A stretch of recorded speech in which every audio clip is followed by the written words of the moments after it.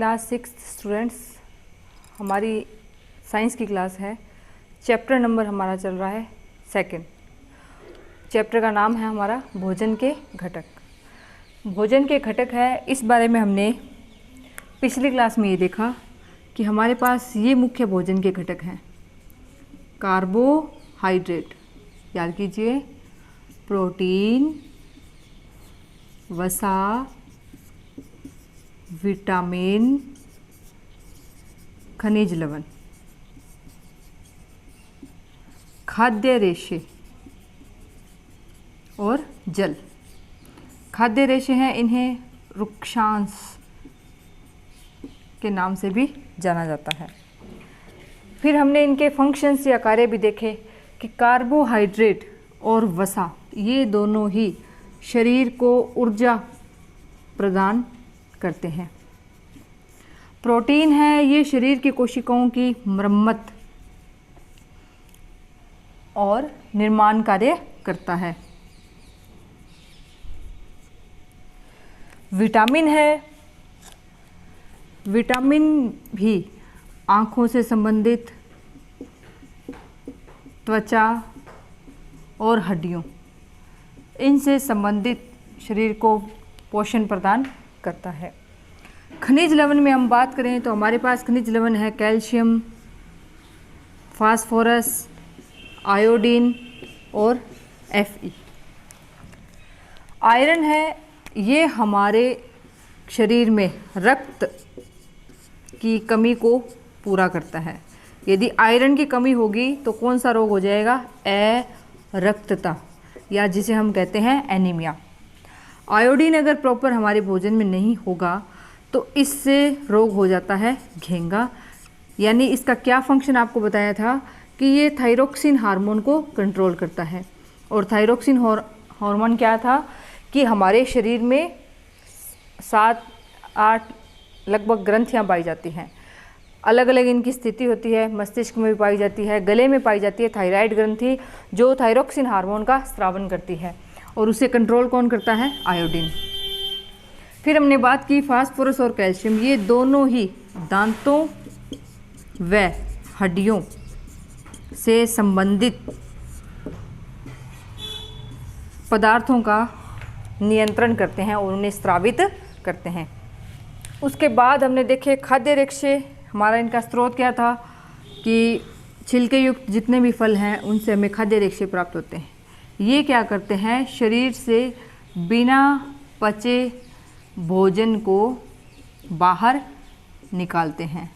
और जल है, ये शरीर में पचित भोजन को शरीर के सभी अंगों तक अवशोषण को बढ़ाता है और शरीर के अपशिष्ट या जहरीले टॉक्सिक पदार्थों को शरीर से बाहर निकालता है। इसी के साथ इसमें छोटे छोटे 2 डेफिनेशंस और हैं। एक तो होता है संतुलित आहार, इसके बारे में बात करेंगे हम आज। सेकंड डेफिनेशन हम देखेंगे मोटापा, और एक हम स्टडी करेंगे यहाँ अभाव जन्य रोग। तो इसकी डेफिनेशन क्या है कि हमारे भोजन के ये जितने भी पोषक तत्व हैं, इन पोषक तत्वों को हमारी आयु के अनुसार और शरीर को एक उचित और नियमित मात्रा की आवश्यकता होती है। भोजन के सभी पोषक तत्वों को हमारी आयु के अनुसार, यानी मनुष्य को उसकी आयु के अनुसार उचित और एक नियमित मात्रा की आवश्यकता होती है। अगर ये नियमित तत्व भोजन में उपलब्ध हैं, उपस्थित हैं, तो ऐसा हमारा भोजन है या आहार है, क्या कहलाता है? संतुलित आहार।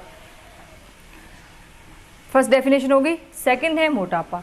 मोटापा स्टूडेंट्स, आप इससे भी परिचित हैं कि यदि हमारे भोजन में हम बहुत ज़्यादा तली हुई चीज़ें खाते हैं, जैसे कि हम बात करें जंक फूड के बारे में कि समोसा है, पूरी है, मलाई है, हलवा है, ऐसी अगर तली हुई तेलीय चीज़ें अगर ज़्यादा खाते हैं तो इससे हमारा शरीर का जो मोटापा है, मोटापा क्या होता है कि हमारे शरीर की लंबाई और भार का अनुपात है वो 25 kg पर वर्ग मीटर होना चाहिए।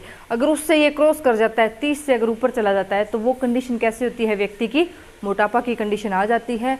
और मोटापा की कंडीशन में विभिन्न तरह के रोग भी उपस्थित या हावी हो जाते हैं, जैसे कि रक्तचाप, बीपी की प्रॉब्लम आ जाती है, हार्ट अटैक की प्रॉब्लम आ जाती है। इस तरह के ये बीमारियां भी हावी हो जाती हैं।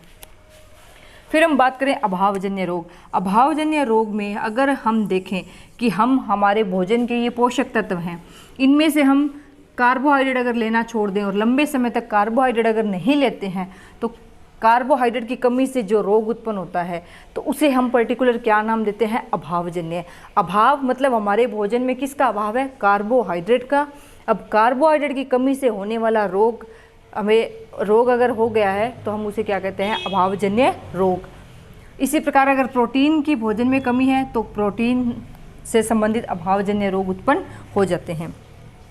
अब है एक छोटा सा टॉपिक और है जिसमें हम बात करेंगे विभिन्न तरह के विटामिन्स की, कि विटामिन्स की कमी के कारण कौन से रोग उत्पन्न होते हैं।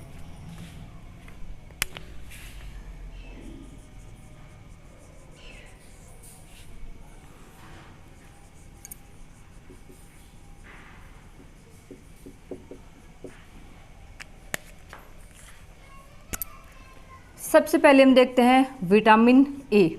विटामिन ए है, इसके कारण रोग होता है रतौंधी, इसका नाम होता है। इसमें क्या है? कम दिखाई देता है, आँखों से संबंधित रोग है, या तो बिल्कुल दिखाई नहीं देता या रात के समय रोगी को दिखाई नहीं देता है। सेकंड हम बात करें बी से संबंधित रोग का नाम हम क्या देखते हैं? बेरी। ये रोग है, इस रोग के लक्षण है कि पेशियाँ कमज़ोर हो जाती हैं। बेरी रोग के कारण पेशियाँ कमज़ोर हो जाती हैं।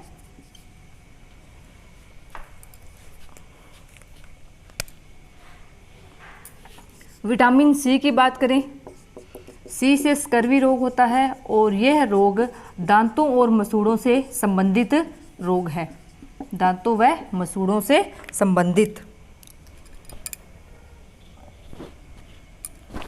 फिर हम बात करते हैं विटामिन डी के कारण होता है रिकेट्स। यह रोग हड्डियों और दांतों से संबंधित रोग है, यानी हड्डियां इसमें कमज़ोर हो जाती है और या मुलायम होकर, अस्थियां हैं वो मुलायम होकर मुड़ जाती है, अस्थियां मुलायम होकर मुड़ जाती हैं। तो ये है हमारे पास विटामिन्स, उनसे संबंधित अभावजन्य रोग। तो हमारा ये सेकंड चैप्टर कि हमारे भोजन के घटक, आपको भोजन के घटक समझाए हैं, उनके क्या क्या फंक्शन, क्या क्या कार्य बताए हैं। अगर हम हमारा भोजन, संतुलित भोजन समय पर नहीं लेते हैं तो उससे विभिन्न तरह की बीमारियां भी हो जाती है।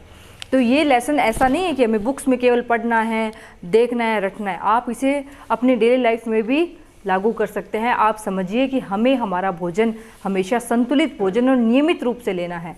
ऐसा नहीं है कि हम कार्बोहाइड्रेट और प्रोटीन लगातार ग्रहण कर रहे हैं लेकिन वसा को ग्रहण नहीं कर रहे हैं। तो स्टूडेंट्स, वसा से संबंधित जो भी बीमारियां हैं वो धीरे धीरे, यानी लगातार अगर वसा की कमी रहेगी तो उससे संबंधित बीमारियां भी शरीर में उत्पन्न होने लग जाती है। तो आपके पास 2 चैप्टर कंप्लीट हो गए हैं। 2 चैप्टर के लिए आपको गुड लक और अपना होमवर्क टाइम से कंप्लीट कीजिए। Thank you.